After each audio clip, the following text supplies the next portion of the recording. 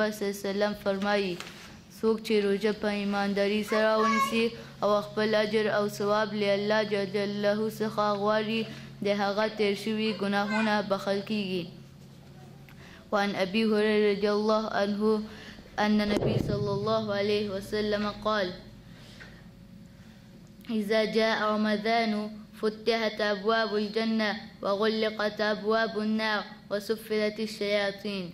Abu Hurairah radiallahu anhu reported, the Messenger of Allah sallallahu alayhi wasallam said, when Ramadan comes, the doors of heaven are open and the doors of hell are closed and the devils are chained. Related by Bukhari and Muslim. قال رسول الله صلى الله عليه وسلم أنا ضئيم ببيت في ربذ الجنة لمن ترك المراء وإن كان محقا وببيت في وسط الجنة لمن ترك الكذب وإن كان مضاها وببيت في أعلى جنة لمن حسن خلقه. رواه أبو داود.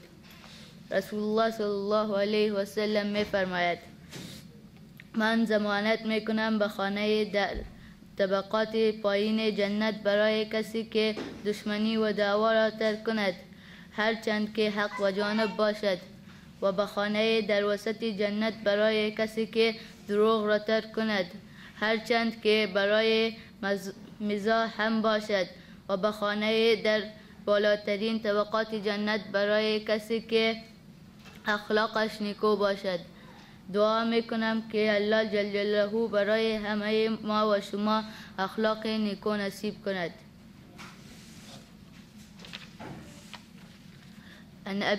عن ابن عباس رضی الله عنه قال قال رسول الله صلی الله علیه وسلم من لزم الاستغفار جعل الله له من كل ضيق مخرجا ومن كل هم فرجا ورزقه من حيث لا يحتسب. Ibn Abbas radiallahu anhu said, the Messenger of Allah sallallahu alayhi wasallam said, if anyone constantly seeks pardon from Allah, Allah will point for him a way out of every distress and a relief from every anxiety, and will provide sustenance from him from where he accepts not. Wassalamu alaikum. MashaAllah. راستیم ای دلالت به تربیه اسلامی اولاد می کند. بعضی اوقات ما همیشه به این فکر می باشیم که ما نمی توانیم که اولادای خود را در کشورهای بیگانه و یا در کشورهای کفری درست تربیه کنیم. البته اگر انسان کوشش خود را بکند و زحمت بکشد، هدایت در دست الله است و این هم یکی از مثالها و ثمره این نوجوانانی که در کشورهای کفری تربیه شده است. وعن أبي هريرة رضي الله تعالى عنه أن رسول الله صلى الله عليه وسلم قال الصيام جنة فلا يرفس ولا يجهل وإن امرأ قاتله أو شاتمه فليقل إني صائم مرتين والذي نفسي بيده لخلوف فم الصائم أطيب عند الله تعالى من ريح المسك يترك طعامه وشرابه وشهوته من أجلي الصيام لي وأنا أجزي به والحسنة بعشرة أمثالها. د ابي هريره رضی الله تعالی عنه څخه روایت دی چې رسول اکرم صلی الله علیه وسلم فرمایلی دی روژه یو سپر دی په مقابل د دوزخ او د اور کې. فلا يرفس ولا يجهل، هیڅوک دی بد خبرې او جاهلیت کارونه دی نه کوي. که چیرې چاته یو سړی ودرېدو او جنګ یې ورسره وکړي او یا یې ورسره بد رد ویلی، نو په تحقیق سره دا دی وایي چې انی صائم دوه وار دی وایي چې زه روژه لرم او زه روژه لرم. قسم دی وي په هغه رب باندې چې د محمد صلی الله علیه وسلم نفس د هغه په لاس کې دی، بوی د روژهدار د خولې بهتره دی الله تعالی په نزد د مشک نه. ځکه چې روزهدار د خپل طعام خواړه او چکاک او د خپل د جنسي غرایزو د رفع کول زما د خاطره پریدي. او د روژهدار روژه زما ده او زه ورته جزا ورکوم. الله سبحانه و تعالی فرمایي وحسنة بعشر امثالها، او نیکی په روژه مبارک میاشت کې یوه نیکی 10 نیک چنده کیږي.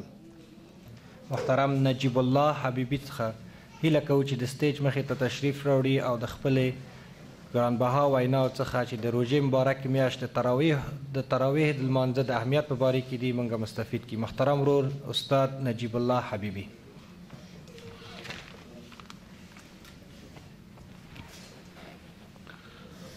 إن الحمد لله نحمده ونستعينه ونستغفره ونعوذ بالله من شرور أنفسنا ومن سيئات أعمالنا من يهده الله فلا مضل له ومن يضلله فلا هادي له ونشهد أن لا إله إلا الله وحده لا شريك له ونشهد أن سيدنا ومولانا محمدا عبده ورسوله. بعد برادرایی که پروگرام ترتیب کردن الله جل جلاله برایشان اجر کامل و دارین برایشان عطا فرمایه و کسایی که دیگه تشریف آوردن زحمت کردن و قدم رنجه کردن الله جل جلاله برایشان اجر بده. واقعا ما به این مجالس ضرورت داریم.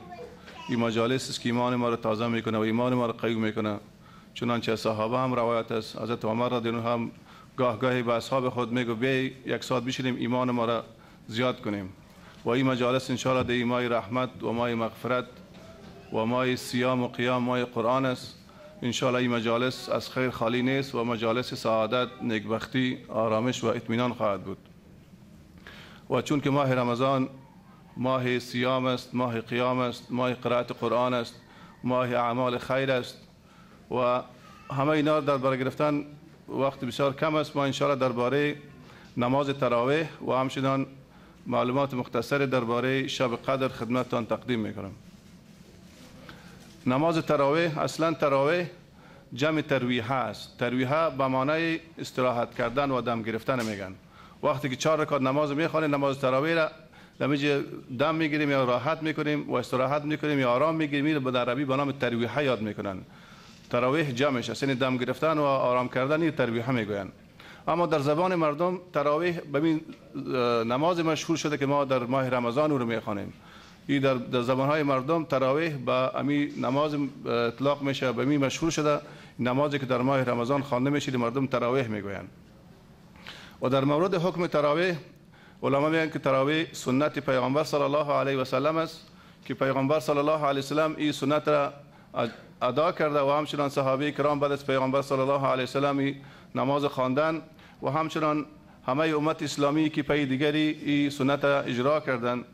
و اولی کسی که بعد از رحلت پیامبر صلی الله علیه و سلم مسلمانان و صحابه را به این نماز جمع کرد تو عمر فاروق رضی الله عنه بود. و کسی که از این نماز از حکم نماز انکار میکنه اونا روافضتن و به اصطلاح دیگه ما شما اورشیا میگیم اینا از حکم نماز تراویح اونا منکر هستند و با سنیت نماز تراویح اونا اقرار ندارن. و در مورد فضیلت تراویح احادیث از پیامبر صلی الله علیه و سلم روایت شده که 2 حدیث خدمتتان تقدیم میکنیم. از ابو هریره رضی الله عنه روایت است که میفرماید که کان رسول الله صلی الله علیه و سلم یراغب فی قیام رمضان من غیر ان یأمرهم بعزیمه ثم یقول من قام رمضان ایمانا واحتسابا غفر له ما تقدم من ذنبه. از ابو هریره رضی الله عنه روایت است که پیامبر صلی الله علیه و سلم صحابه را در مورد نماز تراویح تشویق و ترغیب میکردند بدون از اینکه اونها را امر کنند به. پیغمبر صلی الله علیه و سلم میفرمود که کسی که رمضان را از روی ایمانداری و به خاطر اجر و ثواب از الله جل جلاله بخواهد و این قیام کنه، این شبای رمضان قیام کنه، الله جل جلاله گناه سابقهش مغفرت میکنه، میبخشه. و میگه پیغمبر صلی الله علیه و سلم وفات شد و امر به می کار بود که مردم در نماز تراویح جماعت نمیکردند، بلکه هر کی جدا جدا نماز تراویح تنها نماز تراویح رو میخواندند. با در خلافت ابوبکر صدیق و در خلافت اوایل صدر خلافت عمر فاروق رضی الله عنه امی بود که مردم صحابه هر کس تراویح را جدا جدا تنها گذار